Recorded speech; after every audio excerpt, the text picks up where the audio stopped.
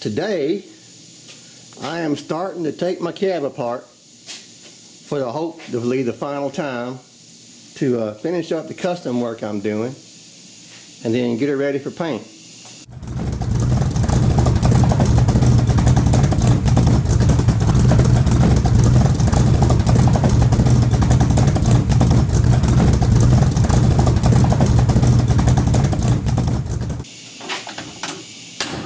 Come on. You all know what these cabs look like, but there's mine. 66 cab.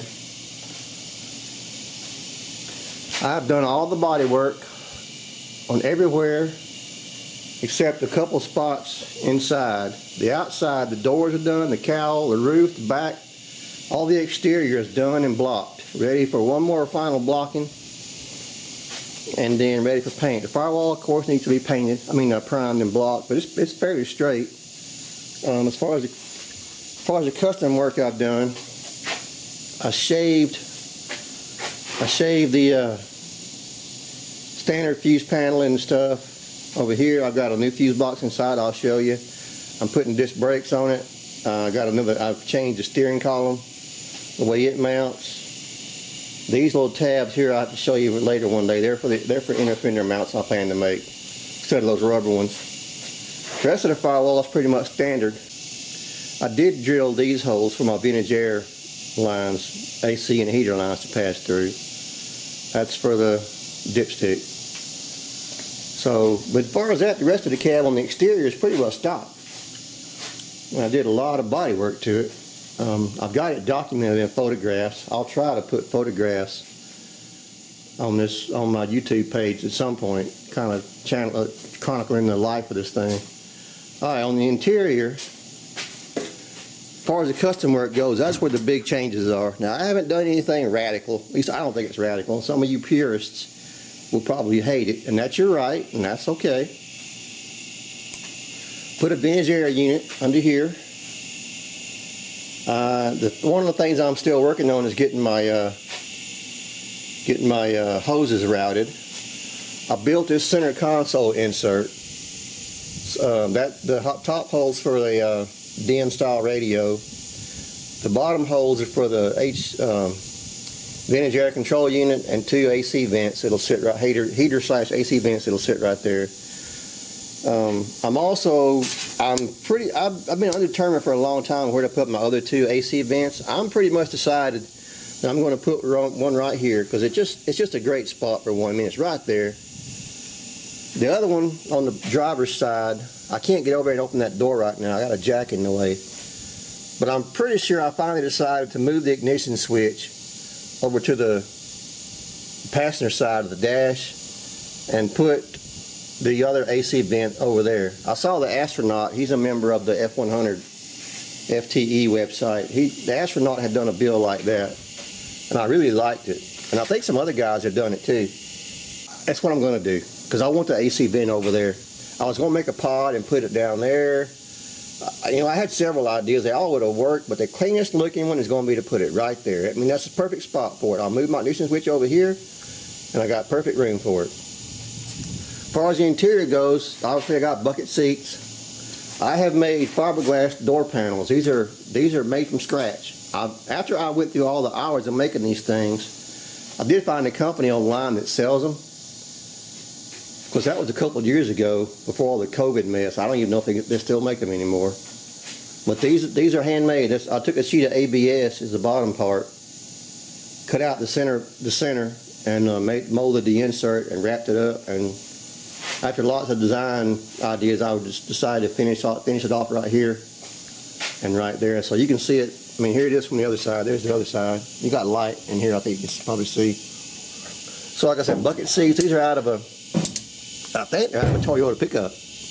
I bought them at a swap meet. Well, actually, I bought them at an F100 show several years ago. There was a guy selling a bunch of seats. If you guys go to the F100 show, you probably know who I'm talking about. So I bought this set of seats from him. The gauges, let me see if I can get back here. There's my fuse box. That's a paintless fuse box down there. I put a modern style, that's a low car emergency brake, kick pedal brake till the handle's gone. The gauges are going to be, I've got, I bought an insert. I'm going to put modern gauges in there. I've got them in the house, but they're put away. The wiring harness on this truck, I've highly modified it. I've put a lot of modern touches, relays, and done things. I'll have to, once I get inside the cab, better, I can show more about it. The engine's got electronic ignition. I'm sorry. The engine has electronic fuel injection, so all the control brains, all the wiring for that. There's been a lot of wiring I've changed in this truck, and I'll show you more about that later when I can get inside. Got a low-car gas pedal right there. Of course, you can see the console from here. Oh, and I'm making a center console. Let me show you that. All I really have done at the moment is the base, which is covered up here with stuff. But there's the base. It's going to tie in. It's going to tie in right here and kind of be some kind of flow to it. I haven't finalized the design yet. All I've got done is this, where it ties in together. It's all made of steel so far. Still thinking about fiberglass in it, but I'm a steel guy. Fiberglass, I can do it, but I hate fiberglass. It's just, so I'm probably gonna wind up doing it out of steel. I just bought me a bead roller, so I can roll beads. Like here, I had to take pipe and split pipe to get that nice roll curve. Now with my bead roller, I can just make all that stuff. I hope. So that's, I've got another project coming, which I don't want to talk about. It's a surprise. I'll be heavily using that bead roller on it, but this too as well. So as far as the things I have to do before I can paint it, I got to finish getting my AC hoses. I've got some kind of special touches for that too that I can't really show right now because I don't have them. But when I have them, I'll show them. So if I get my rest of my AC lines ran, I got to get my dash mods done. And then I think I'll be ready to take it all apart and paint it. I got to turn it upside down, weld the holes for the bucket seat mounts and stuff like that. I want to put a fiberglass headliner in here.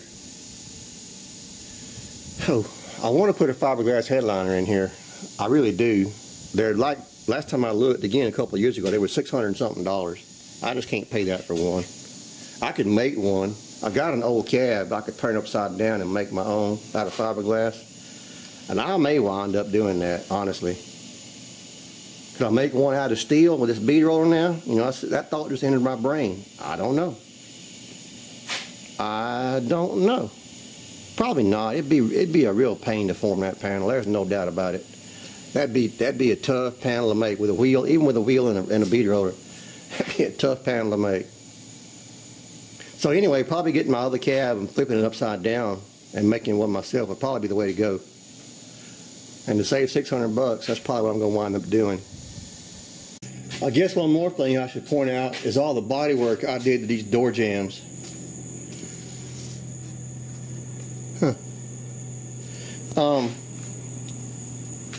I have reworked all the jambs all the way around on both the cab and the door.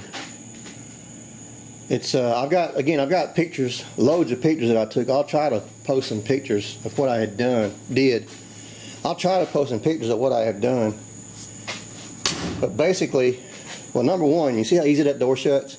And I still got the rubber, a test rubber in this side to check how hard it's going to shut when it's finished. That door shuts so easy. Believe me, it was not like that when I started. The gaps, I've said all the gaps. What you do is use welding rod to weld in here and close the gaps up or widen, and you grind down in your wide spots. But I've gone through all over all the gaps all the way around. And of course the panels are good gapped inside and out. And I've done the fenders. They're back there waiting their turn along with the hood. But those, and I got the doors. I really worked a lot of hours on these doors, getting these things to shut. They were terrible when I started. I had to cut this side. I had to cut the lower jamb it was hitting. I had to cut up here and remove stuff. I guess it was like this from the factory the entire time. Obviously, I have still not finished, down here as far as sanding and priming. But man, and then the driver's door, which I can't really open because I got a jacket in the way. Same deal with the driver's door. Now the rubber, it's got the rubber in this one, and it shuts even easier. I'm barely pushing that door. Man, does it shut nice. I wish you guys were here. I don't want to gloat or anything, but I wish you guys were here to try that out. That's better than a lot of things that I won't talk about. Anyway, there's the passenger side, same deal. I just wanted to show that. I'll try to do a whole video with a bunch of pictures on how I fit the doors, and you can tell on the inside too. I also cut the skins completely off. That's another thing I learned from Astronaut. I never would have thought of doing that many years ago. It would have been the last thing in my mind. Although I used to be a body man, and I put on hundreds of door skins, so the thought of doing it didn't scare me at all. I just never would have thought of doing it on one of these vehicles. So I cut the skin completely off, cut the pinch weld. The pinch weld was gone. So what I do, I made new pinch welds. It's hard to see. I made new pinch welds, welded them on. This one actually got to reuse a stock one in some places, like that one still got a factory spot weld hole, but most of it's brand new. Once I put seam sealer on it, you'll never know the difference. So it looks almost factory. I mean, an eagle eye could probably come out here and pick it apart, but as far as somebody's walking up to it, looking at it, it looks nice, and it looks factory too. You know, it looks good enough for me. This truck is definitely a resto mod. It's not a factory restoration by any means. I never intended for it to be. It's not supposed to be. It's definitely a resto mod. So, you know, any of you guys that are purists, you know, I'm sorry. I understand your position and I appreciate what you do, but that was never my goal on this build. It was always to be a hot rod / resto mod. I mean, my goodness, I'm putting a 400 plus horsepower engine in it. I've got a 9-inch rear with the traction lock, 31 spline axles. This thing's going to get up and go, I hope. So anyway, another detail on my doors I want to point out. I mentioned I pulled the skins off. I did that for a few reasons. Number one, I had to do rust repair. I knew there was rust all behind the skin, in the pinch weld. The bottom of the door was rusted out some. I knew I had to fix that. Up here, the flange, I'm sitting there pointing the light, not the camera. Yeah, there was rust all down in the pinch weld. The flange up here was cracked. I knew I had to repair that, and I wanted to beef this area right here up where it always cracks, which I've already done, obviously. So, but another reason I had, and I remember now when I cut the skins off, I cut them down low, which is why the factory spot weld right here, you can't really see it, it's still there. Because I cut the door off about right here to keep the top on there. A couple of reasons, for alignment reasons, and at that point I probably was kind of scared to do it. If I was going to do it today, probably I'd cut the whole thing off. At that point, that's the first time I'd ever done that. Since then, I've done it a couple times. But at this point, I was probably scared to do it, honestly, to cut the whole thing off. But yeah, I cut it right along in here somewhere on both sides. So anyhow, what I was wanting to tell you, another reason I did it was for sound deadening. I sprayed lizard skin. This is lizard skin. Kind of hard to see it, but that's on the back, not only on the door skin, but on the inside of the door while it was still apart.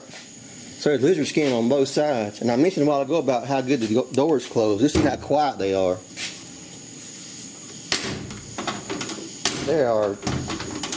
They are completely quiet. There's no, there's no tin can.